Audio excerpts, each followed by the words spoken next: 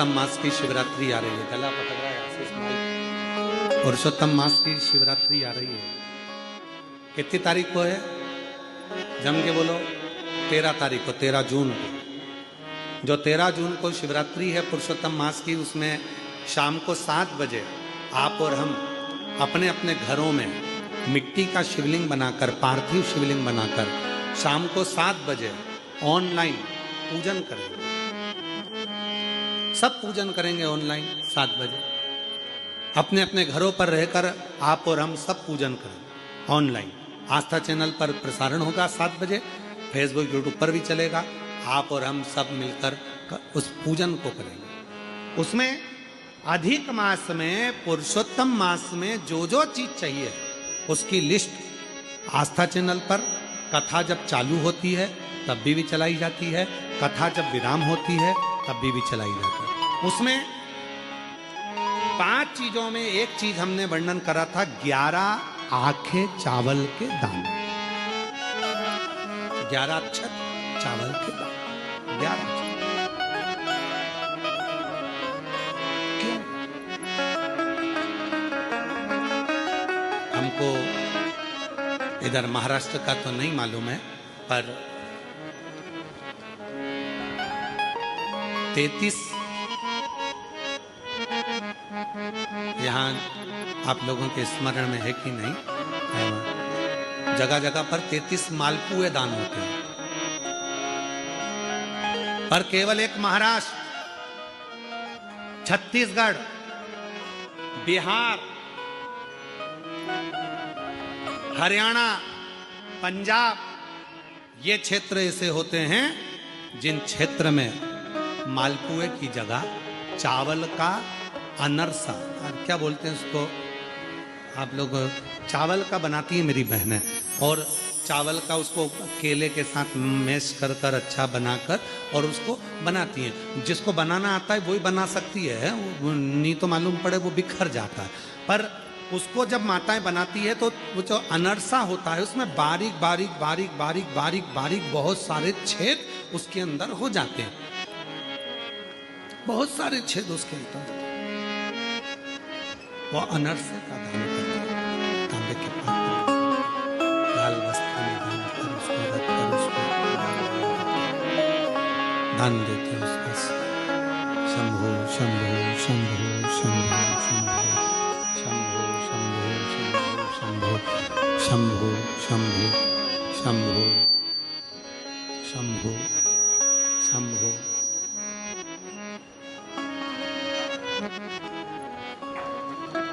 अक्षत से पूर्ण उसको बनाकर दान दिया, अक्षत से।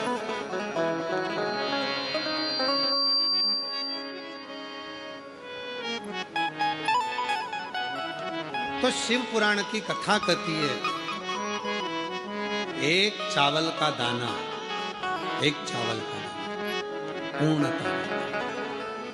जब आप 13 तारीख को अभिषेक करेंगे, 11 चावल के दाने समर्पित करेंगे शाम को 7 बजे, जब प्रदोष काल में आप और हम पार्थिव पूजन करेंगे, उसमें जब समर्पण करेंगे, एक एक चावल की उसमें महत्वता है। अधिक मास में एक एक चावल की, पुरुषोत्तम मास में एक एक चावल की महत्वता, एक एक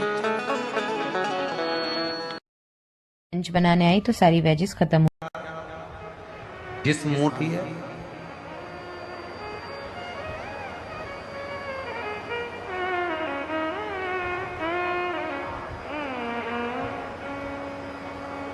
जिस मूर्ति पर हम दूध चढ़ाते हैं, क्या वो मूर्ति हमारी बात सुनती है? मेरी जीजियों, जब हम पार्थिव पूजन करते हैं, पार्थिव शिवलिंग का निर्माण करते हैं, तो उस पार्थिव पूजन में जब हम दिल से बाबा को जो कहते हैं, बाबा उसको स्वीकार करते हैं।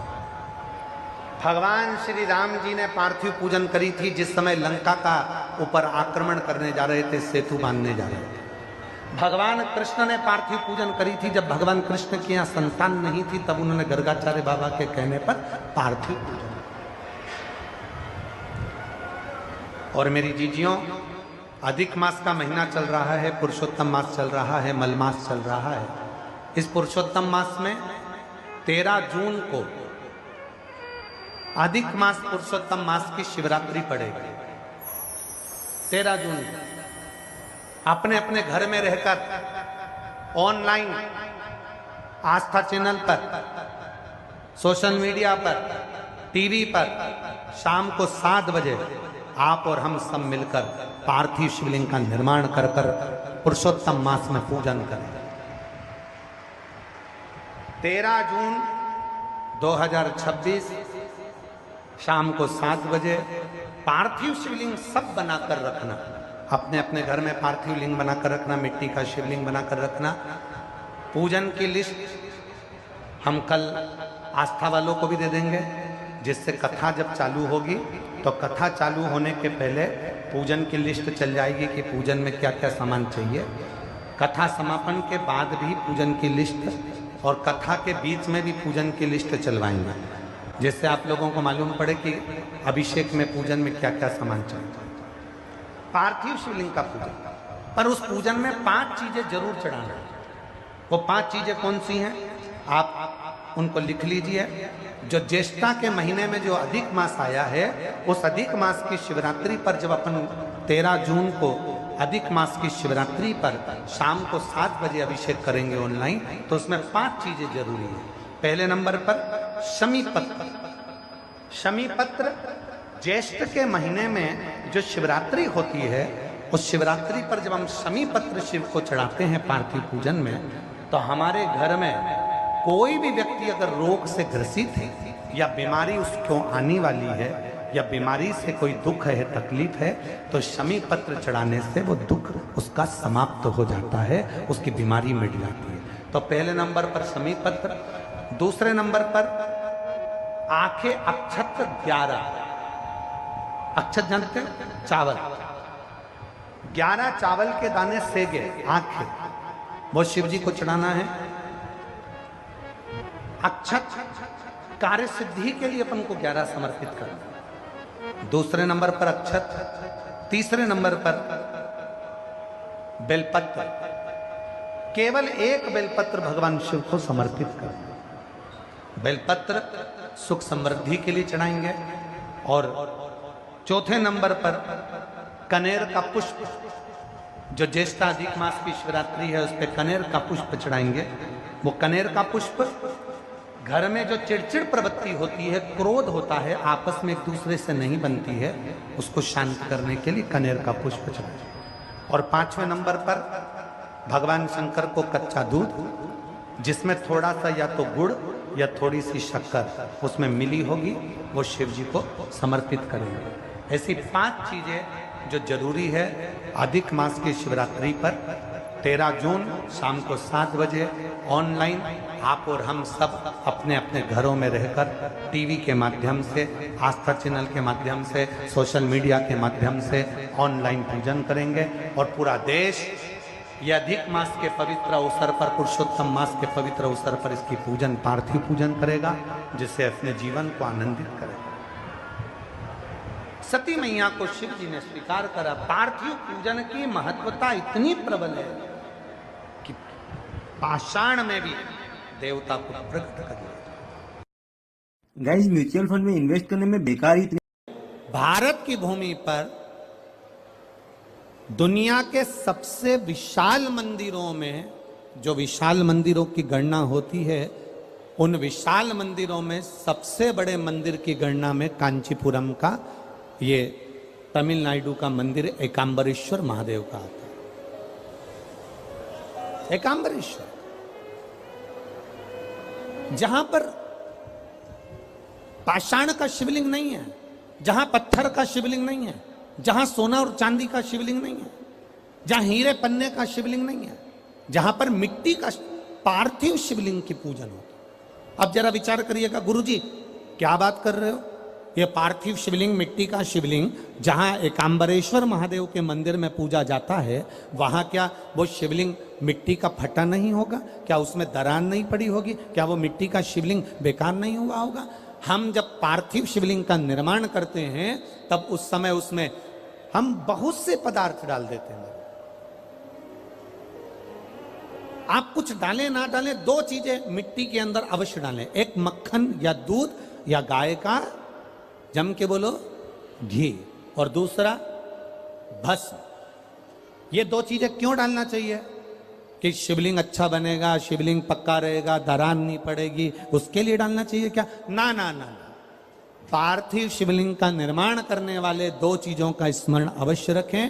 पहला, मिट्टी के अंदर जब हम मक्खन, दूध या गाय का घी डालकर शिवलिंग का निर्माण करते हैं, जिसके घर में वंश नहीं बढ़ता, 20 साल, 25 साल, 15 साल, 12 साल हो गए हों और जिसके घर में बच्चा ना हुआ हो, हम उनसे भी निवेदन करेंगे कि प्रत्येक प्रदोष, प्रत्येक शिवरात्रि, हर महीने प्रदोष आती है, हर महीने शिवरात्रि आती है, प्रत्येक शिवरात्रि, प्रत्येक प्रदोष को आप मिट्टी के अंदर मक्खन या गाय का दूध या गाय का घी, देसी गाय का मिलाकर शिवलिंग बनाकर उसकी पूजन करना प्रारंभ करें। 1 साल पूरा नहीं होगा, भले 20 साल हो गए होंगे, पर आपका गर्भ जरूर ठहरेगा, ये निश्चित।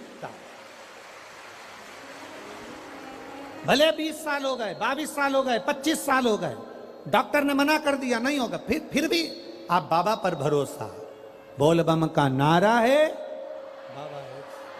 आप विश्वास के साथ शिव की आराधना करिए। गाय, देसी गौ माता का दूध, मक्खन, घी, ये हमारे मिट्टी के अंदर मिलाकर जब हम शिवलिंग गए हैं, उनमें भी जो भरे बैठे हैं, इधर के पंडालों में पीछे वाले, और जितने लोग रोड पर बैठे हैं, जितनी दुकानों के अंदर बैठे हैं, वो भी जरा सावधानी से सुनना। ये पार्थेश्वर शिवलिंग कथा आपको बाद में नहीं मिल पाएगी, बड़े ध्यान से सुनना। ये अपनी जिंदगी बनाने के लिए माँ पीताम्बरा ने अपने धाम में करवाई है, अपने जीवन को कृतार्थ करने। कार्यकर्ता कितनी भी बात करें, पड़ोसी कितना भी बोलता रहे, उसका कोई जवाब मत दो। आप कथा सुनने आए हो, बड़ी मेहनत से धूप में चलकर आए हो, 500 रुपए खर्च कर कर यहां पहुंचे हो, दिल से सुनना तो बाबा दिल से तुम्हारी झोली भर कर भेजेगा। समय बर्बाद मत करना बिल्कुल भी। और जिसको समय बर्बाद करना है वो चुपचाप से उठकर यहां से पंडाल से बाहर जाकर अपनी गाड़ी उठाकर जा सकता है। बड़ी मुश्किल से कथा मिलती है, और दतिया वालों के तो भाग्य में आदरणीय गृह मंत्री जी ने करा ली, तो बाबा की कृपा से ये इतना बड़ा कुंभ भरा गया। यही बाबा की कृपा। दिल से सुन लो उसको। पहले नंबर पर है मिट्टी में मिलाया गया मक्खन, घी या दूध। दूसरे नंबर पर है, जम के बोलो जल्दी से, भस्म। ये दूसरे नंबर पर भस्म का प्रयोग। शिवलिंग का जब निर्माण करे, पार्थिव शिवलिंग जब बनाए, मिट्टी में थोड़ी सी भस्म जरूर मिलाए। भस्म किस चीज के लिए होती है? भस्म किसके लिए धारण कराई जाती है? तो महाराज, शिव महापुराण की कथा कहती है, जब शरीर में कोई बड़ी बीमारी आने वाली होती है, आप एक साधारण सा प्रयोग कर कर देखिएगा अपने जीवन में। एक साधारण सा प्रयोग, जब आपको लगे कि डॉक्टर ने बोला है कि कोई बड़ी बीमारी का चांस बन रहा है, कोई बड़ी बीमारी होने वाली है, आप थोड़े दिन तक देवाधिदेव महादेव का ये शिवलिंग, ये जलाधारी, ये जहाँ से जल बहता है, गणेश जी का स्थान, कार्तिकेय जी का स्थान, बीच में एक मोटी सी लाइन अशोक सुंदरी, शिवलिंग जो शिवलिंग रखा है, जो जलाधारी है वो माँ पार्वती जी का हस्तकमल, ऊपर से एक एक बूंद जो पानी गिर रहा है, जिस कमंडल में से, जिस जलाधारी में से जल गिर रहा है, वहां शंकर भगवान की 5 बेटियां, जया, विषहरा, शामली बारी, दौतली और देव, ये भगवान शिव की 5 बेटी।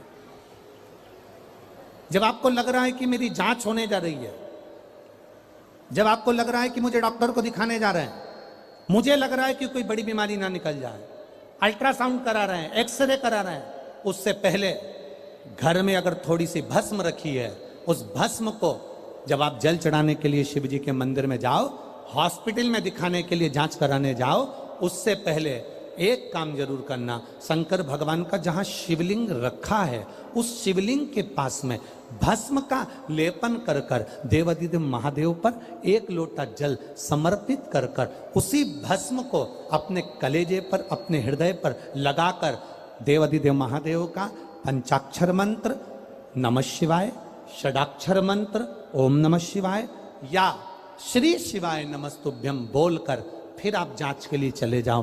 कोई बड़ी बीमारी तुम्हारी जिंदगी में निकल ही नहीं सकती। भस्म भस्म हो, भस्म का काम क्या?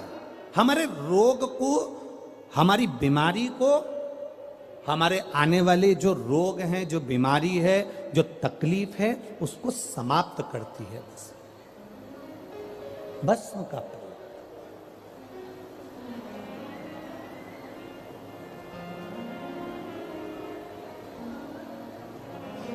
शिवलिंग का निर्माण कर रहे हो, पार्थिव शिवलिंग का, उसमें थोड़ी सी भस्म हमारी बीमारी को हर लेती है, थोड़ी सी भस्म हमारी तकलीफ को हर लेती है।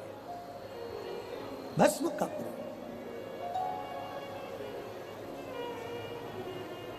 चपटी भभूत में है खजाना कुबेर का। शिव के शरीर से, भगवान देवादिदेव महादेव के तन से लगी हुई भस्म साधारण नहीं है। भस्म को चढ़ाने वाला भी साधारण नहीं होता और भस्म को लेने वाला भी साधारण नहीं होता। शंभु शरण पड़ी मांगो घड़ी रे घड़ी दुख काटो दया दर्शन आपो। पार्थिव शिवलिंग का निर्माण करते समय दो चीजें ध्यान से अवश्य मिलाएं। पहला माखन, घी, दूध, दूसरा भस्म, दूसरा भस्म।